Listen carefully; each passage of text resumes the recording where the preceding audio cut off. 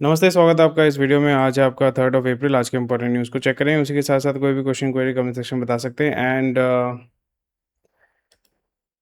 फिर से आपका कुवैत में ऑयल रिफाइनरी में एक्चुअली हालत बहुत ख़राब है। जो मिडल ईस्ट है, मिडल ईस्ट में आपका जो भी बेसिकली जो इंफ्रास्ट्रक्चर है, उस पे बहुत ज़्यादा अटैक हो रहा है। यूएस और इज़राइल जो है वो आपका ईरान के ऊपर अटैक कर रहा है। एंड ईरान जो है वो it is making sure that America directly indirect because in directly तो क्योंकि ईरान के पास आई डोंट थिंक आईसीबीएम है। आईसीबीएम मतलब इंटर कॉन्टिनेंटल बैलिस्टिक मिसाइल्स। तो वो अगर होता तो अभी तक यूएस में 2-3 मतलब चला जाता आईसीबीएम। एंड होने से भी I think they will be using it for the end result. Because वहाँ पे फिर क्या होता है, आईसीबीएम क्या होता है, this is just projectile missile होता है। मिसाइल में आप जो है वॉरहेड डाल सकते हो।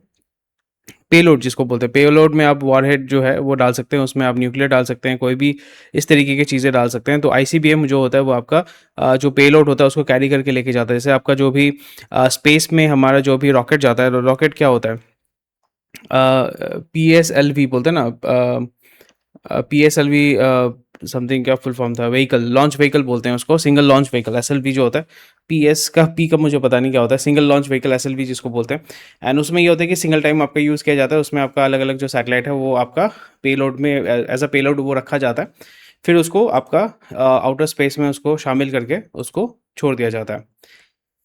सो इस तरीके से जो है वो काम चल रहा है। And this is very very interesting. And again बहुत सारा इंपॉर्टेंट न्यूज़ है।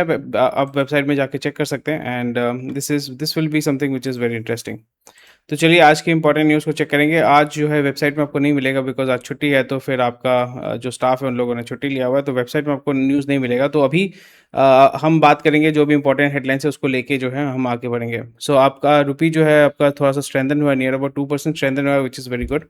एंड 93.10 मतलब आज जो है फ्राइडे है। आज थर्सडे या फ्राइडे है? आज फ्राइडे है। आज फ्राइडे है, सो सैटरडे, संडे, सो देखते-देखते वीक खत्म हो जाता है, पता ही नहीं चलता। And reserve and title roots blah blah blah blah blah, इसमें आप देख सकते हैं इंडिया का एलपीजी जो है आपका एलपीजी इंपोर्ट जो है वो आपका 40% गिरा है, which is good. And with previous 2 months opening up significant supply gap. And इसमें आप बोल सकते हैं इसकी वजह से कमर्शियल जो गैस है that has become very expensive, इसलिए आपका कोल गैसिफिकेशन के ऊपर बहुत ज़्यादा फोकस किया जा रहा है। बट वो अभी फोकस करेंगे तो अभी वो इम्पैक्ट आपको नहीं देखने को मिलेगा। It will take a lot of time, couple of years, even decades. India में it will take decades because जो रेड टेप है, जो ब्यूरोक्रेसी है, does not let you work unless and until you pay them something. So this is something which is very interesting. And जो मैं बार बार कह रहा था कि इस जगह पे क्या होगा कि जो एमएसएमई है जो सबसे ज़्यादा इम्पैक्ट होगा, जो बंद हो जाएगा, तो उस जगह पे गवर्नमेंट ने उसके लिए आपका क्रेडिट गारंटी स्कीम बना के रखा हुआ है for industry to question the fallout of West Asia conflict. Peoples familiar with the matter, but again ये किस हद तक आपका प्रोवाइड किया जाएगा that needs to be seen. But again credit guarantee scheme has to be provided. आप working capital provide कीजिए या आपका टर्म लोन प्रोवाइड कीजिए या आपका टर्म लोन या जिस तरीके आपको क्रेडिट या कैपिटल प्रोवाइड करना ही पड़ेगा एट लो कॉस्ट।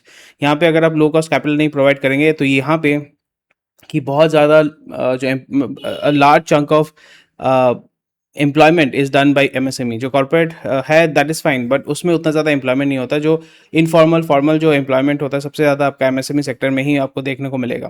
तो उस जगह पे जब देखेंगे कि मार्केट श्रिंक हो रहा है, रॉ मटेरियल आपको नहीं मिल रहा है, बिजनेस को आप सस्टेन नहीं कर पा रहे हैं, उस जगह पे ये जो एमएसएमईज हैं they will stop working. And उसकी वजह से क्या होगा, जो एम्प्लॉयज़ हैं they will lose their job. तो इवेंचुअली एम्प्लॉयमेंट को मतलब आपका बरकरार रखने के लिए, उसको स्टेबल रखने के लिए ये बहुत ज़्यादा इंपॉर्टेंट हो जाता है। सो मैं पहले भी मैंने इसके बारे में बात किया था। So government has to push and provide that kind of a thing. But again ये कितना अवेलेबल होगा, कितना ईजी होगा मिलने में, that is very interesting. Because recently I applied for government scheme जो आपका मुद्रा योजना बोल सकते हो। तो उसमें इतना हेडेक होता है, although the process was fine, मेरे से कोई घूस वूस मांगा नहीं गया। That is something which I was very surprise. मैंने पूछा भी था कि आप लोग डीले कर रहे हैं, अगर आपको कुछ चाय नाश्ता चाहिए तो टिपिकली यहाँ पे 2% से 5% ये लोग घूस मांगते हैं, जो भी लोन अमाउंट होता है।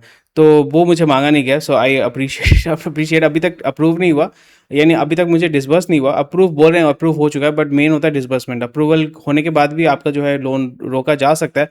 So that is very very important. तो इस जगह पे इस तरीके के स्कीम के माध्यम से जहाँ पे आप डीबीटी करते हैं, डायरेक्ट बेनिफिट ट्रांसफर आप प्रोवाइड करते हैं, so that needs to be done. ताकि जो एक्चुअली में धंधा करना चाहता है, जो रिस्क लेके धंधा, पैसा लेके भागने का बात नहीं, जो रिस्क लेके धंधा करना चाहता है उसके पास अगर कैपिटल नहीं होता है, तो कैपिटल नहीं होगा तो धंधा नहीं कर पाएगा। एंड धंधा जो है बंद हो जाएगा, तो फिर एम्प्लॉयमेंट जो है वो आपका अवेलेबल नहीं होगा।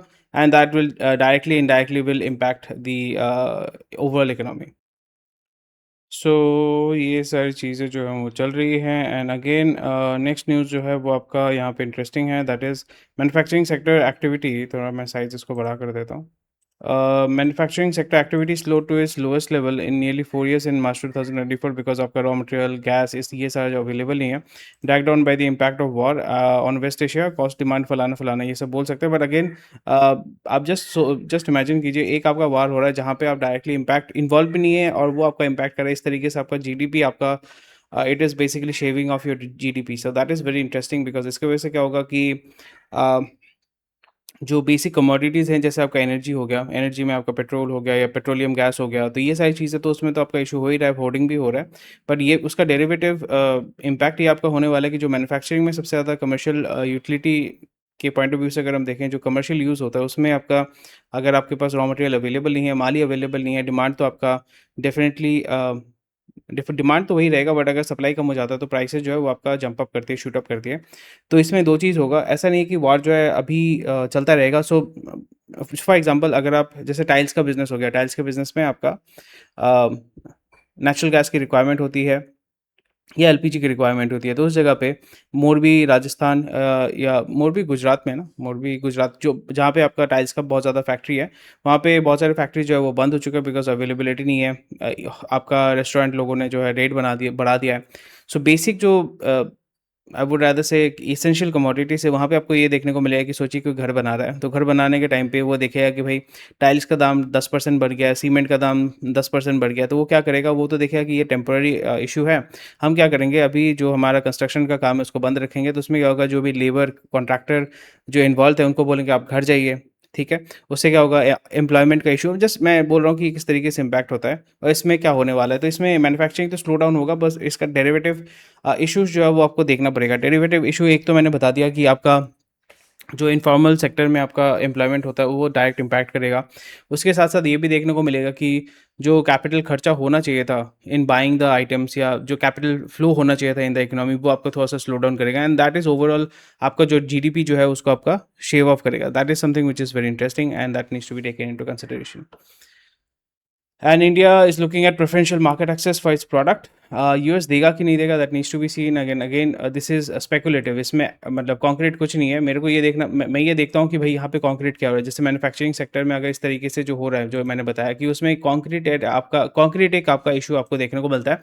बट अगेन ये आपका प्रेफरेंशियल मार्केट एक्सेस आप एक्सपेक्ट कर रहे हैं, बट आई डोंट थिंक वो देगा कि नहीं देगा, एंड देने के बाद भी जो है आपके बहुत सारे हर्डल्स होते हैं, वो किस तरीके से इसको ओवरकम करेंगे, that needs to be seen. Because अभी एक्सपोर्ट पे आपको स्लोली एंड ग्रेजुअली आपको एक्सपोर्ट ओरिएंटेड इकोनॉमी तैयार ही करना पड़ेगा because dollar is going to become very expensive. और अगर आप नेट एक्सपोर्टर हो जाते हैं, ठीक है, तो फिर आपका इकोनॉमी जो है वो बूम करेगा। जैसे चाइना है, जो चाइना जो है it is net positive exporter, ठीक है।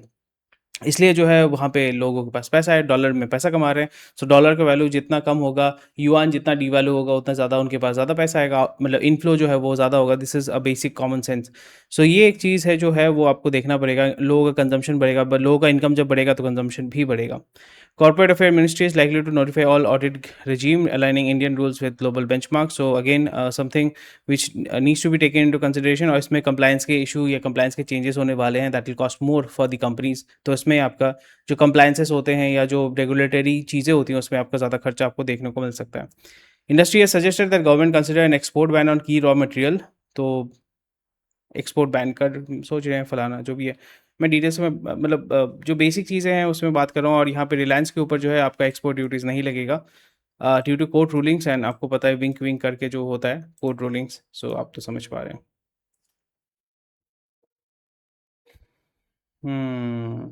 ये तो बहुत अच्छी बात है, बट माल मिलेगा तभी तो वो लेके आएंगे ना, that needs to be seen. Intelligent smart infrastructure को ये लोग लेना चाहते हैं। इंटेली स्मार्ट इंफ्रास्ट्रक्चर आपका क्या है, चलिए देख लेते हैं। एनर्जी सेक्टर,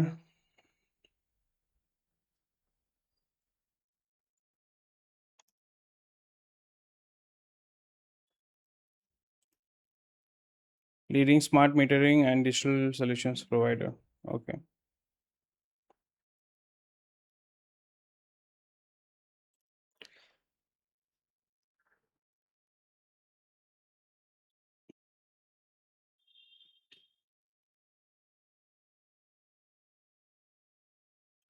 एचडीएफसी बैंक में जो है कांड पे कांड हो रहा है, सो देख सकते हैं इसमें, बिकॉज ये ट्रिकल डाउन इफेक्ट होगा। इतना बड़ा बैंक में भी अगर ये सब कांड होता है तो फिर छोटे छोटे बैंक्स में और भी ज़्यादा होगा, माइक्रो फाइनेंस बैंक्स में। ये सारे इश्यूज आपको देखने को जो मिल सकते हैं। स्टॉक गिर रहा है, but again the money, the tariff जो है, it will be paid by the customer, right? It will be paid by the Americans, not us. And इसका इमीडिएट ऑल्टरनेटिव तो आपको मिलेगा नहीं, क्योंकि मैन्युफैक्चरिंग सबसे ज़्यादा जो है स्पेशली फार्मा का इंडिया में ही होता है, तो आप इसको इजीली रिप्लेस भी नहीं कर सकते। और यूके में, यूएस में इसको मैन्युफैक्चरिंग बनाना, पूरा factory banana is very difficult, so I don't think it will last much longer.